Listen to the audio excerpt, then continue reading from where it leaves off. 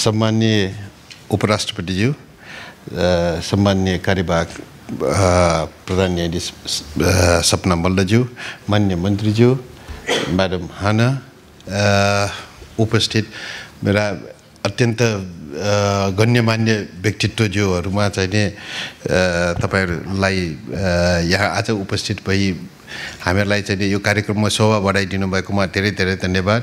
I would like to express my sincere gratitude to excellencies and all the dignitaries that they are here. And first of all, सम्माननीय उपराष्ट्रपतिज्यूले हामीलाई आफ्नो यस्तो महत्त्वपूर्ण समय अभावको बावजुद पनि विभिन्न कार्यक्रममा चाहिँ उहाँको आज उपस्थित हुनुपर्ने हुँदै पनि यति लामो समय उहाँले दिनुभएकोमा सम्माननीयज्यूलाई चाहिँ धेरै धेरै धन्यवाद भन्न चाहन्छु. यो वास्तवमा चाहिँ यो जुन कार्यक्रम हामीले आयोजना गरेको छौं यसको मुख्य उद्देश्य भनेको त्यही अघि भने जस्तै सगरमाथा संवादलाई चाहिँ सहयोग गर्नलाई नै हो.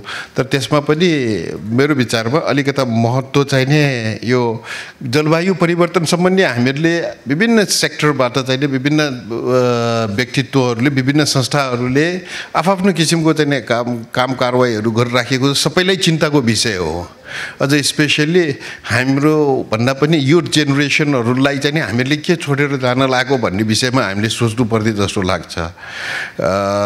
यस्तो उसमा चाहिँ अब हामीहरूले एसआईएसआरले हाम्रो शंकर सरको लिड गरिसक्नु भएपछि पहिलो कार्यक्रम नै हामीहरूले यो क्लाइमेटलाई चाहिँ फोकस गरेर प्रोग्राम गर्दै छौं.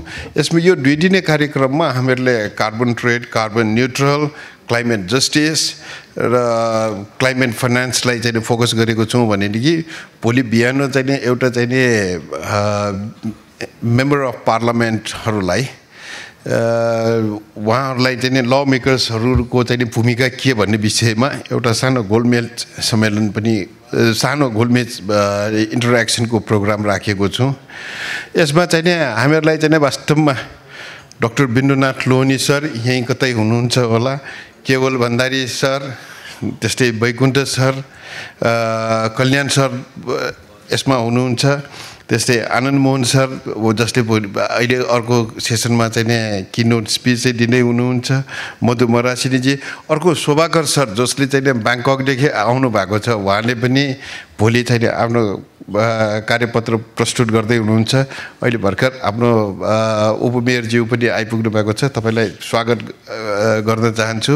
यसमा चाहिँ तपाईहरुले आज यति धेरै धैर्यताका साथ हामीलाई चाहिँ समय दिनुभएकोमा सबैलाई धन्यवाद भन्दै मलाई चाहिँ यो कार्यक्रम सफल बनाउन एनआईसी एसिया, प्रभु बैंक, हिमालयन बैंक, राष्ट्रिय वाणिज्य bank, world link, Himalayan bank, प्रभु बैंक र हयात होटल जसले चाहिँ यो भेन्यू उपलब्ध गराइदिनु भएको छ उहाँहरूलाई चाहिँ धन्यवाद भन्न चाहन्छु. र त्यो भन्दा पनि ठुलो चाहिँ अनसिन हामीलाई चाहिँ सहयोग गरिदिनु हुने मेरो आईएसएसआर का टिमलाई विशेष धन्यवाद भन्दै म आफ्नो धारणा यति नै राख्न चाहन्छु. Thank you very much.